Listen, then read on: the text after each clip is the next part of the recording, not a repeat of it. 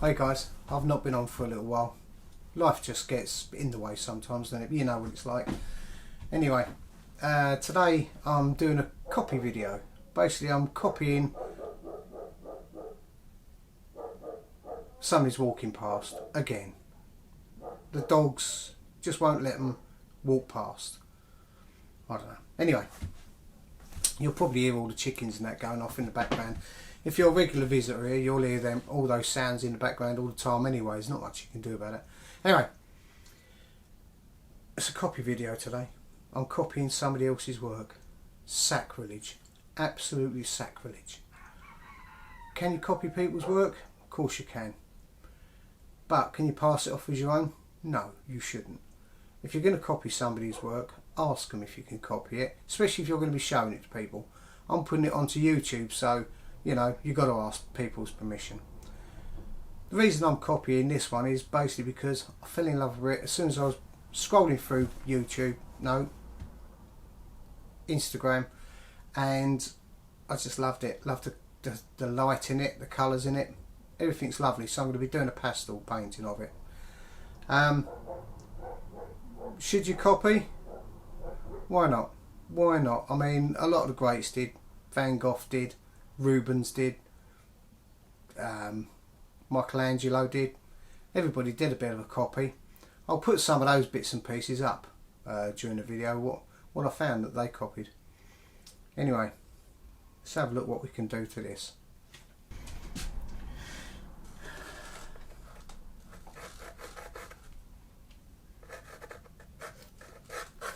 Those of you that have come back for a bit more torture watching one of my videos may have seen a little studio buddy of mine, Tab. He comes in every now and again. He's the one that roars at the end of the credits.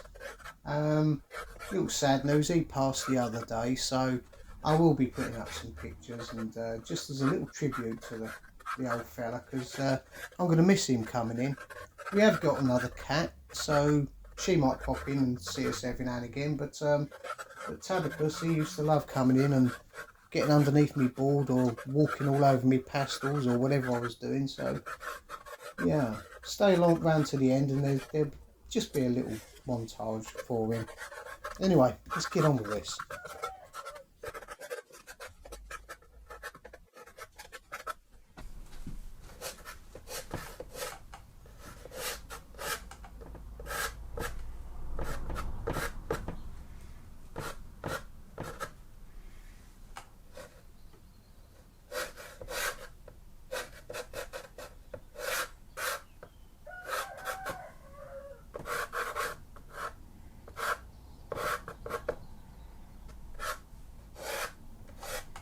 For this piece I'm using Unison's soft pastels and I'm using Sennelier carte paper. It's a sanded paper, it's got a beautiful tooth on it.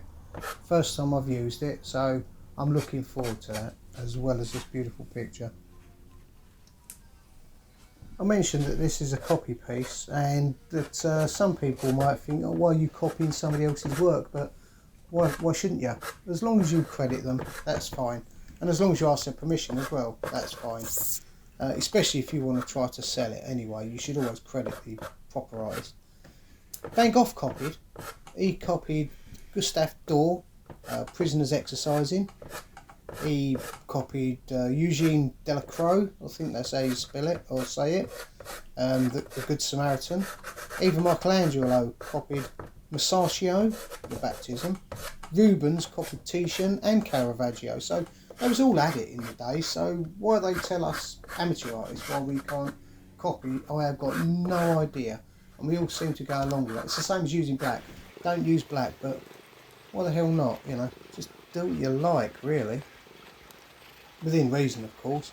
That's just a handful of people that have copied each other. And, you know, you'll see it throughout history and lots and lots and lots of well-known paintings. A lot of them even use camera obscuras or camera lucida, and you'll find that throughout history, throughout a lot of the paintings, especially of architecture. Sometimes you look at some work and you think it looks like a camera's done it because it's so obscured, but that's mainly because they used the camera obscura. They were sitting in a box and tracing their little lines onto the canvas before they painted it. So don't worry about how you get your image down. You can use tracing, you can use a projector, you can use anything you like. But if you do copy somebody else's work, especially somebody that might not be well known, credit them. It's their work originally. They come up with the idea, credit them. That's all I can say really. Anyway, I hope you enjoy this video as I'm doing it. At this point, I must say thank you to Marjorie Hicks from Instagram for giving me the permission to do a version of her painting. If you are watching, I hope it's okay for you. Anyway, thank you very much again.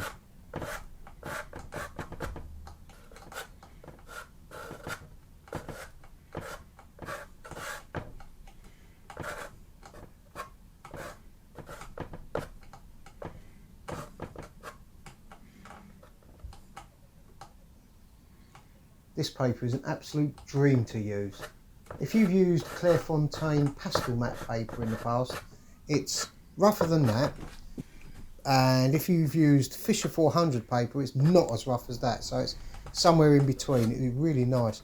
The only problem with this paper, I have heard, you can't wet it. So there's no using any isopropyl on it or water on it or anything. You've got to just keep it as a dry medium. But what a gorgeous paper this is. I'm going to get some more of this for definite.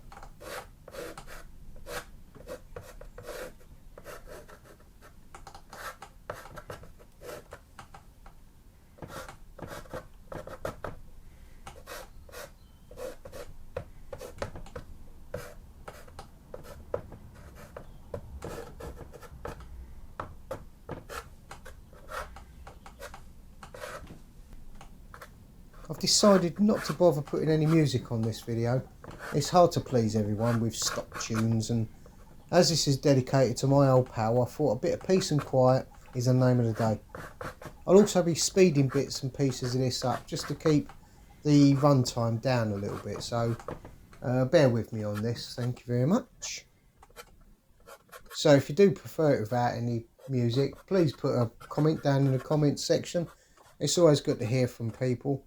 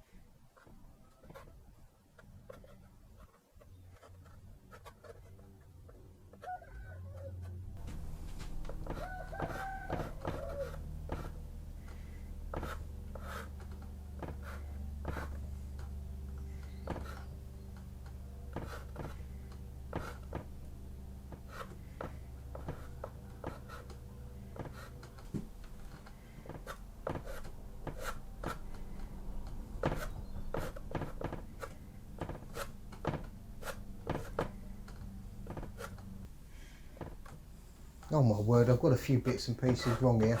Look at this stall, I'll be able to adjust this. This is a bit out, isn't it? Never mind, always happens, doesn't it?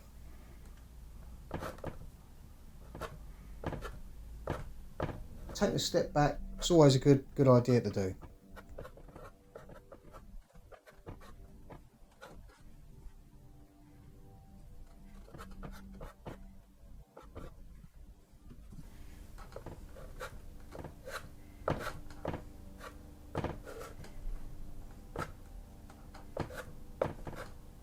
You may have noticed most of the time, and nearly all of the time, I've been using the side of the pastel.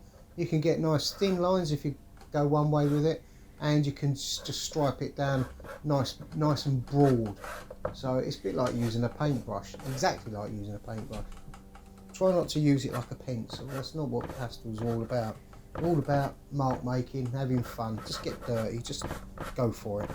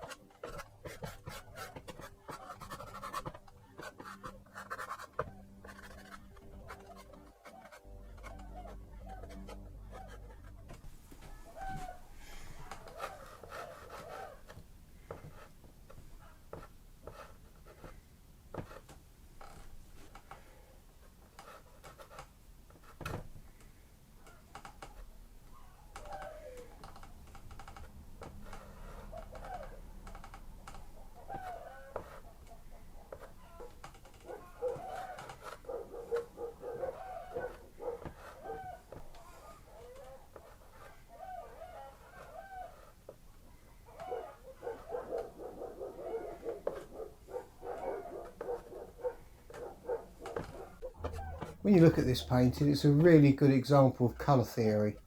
You've got your purple and your green, they're the complementaries. You've got the blue of the cushion and the orange, they're complementaries. That's why this painting really works and it stands out. Even though it's beautiful with the sunlight, it's the complementaries that are really making it pop. It's a great example of why you should really learn your colour theory and really study the colour wheel.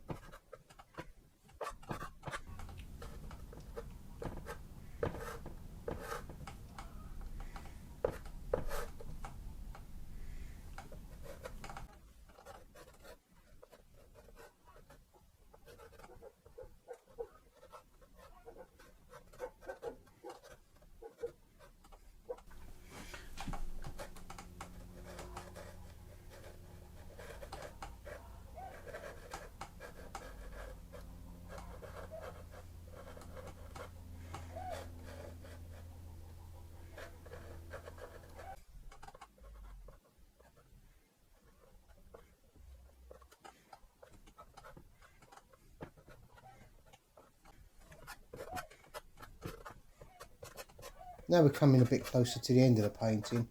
I've started to use the corner of the pastel. It's just the same as when you use a smaller paintbrush near the end of a painting. Basically you go from big down to small, and that's basically what you're doing with this really.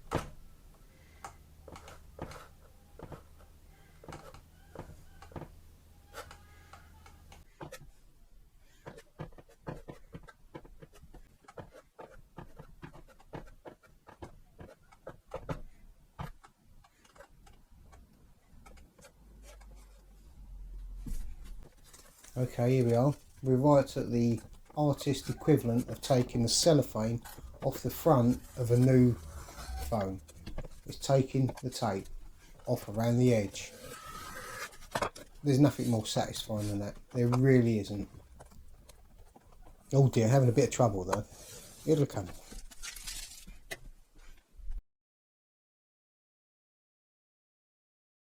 Well, I hope you enjoyed that. I enjoyed painting it. It was absolutely fantastic. Thank you again, Marjorie, for letting me copy your picture.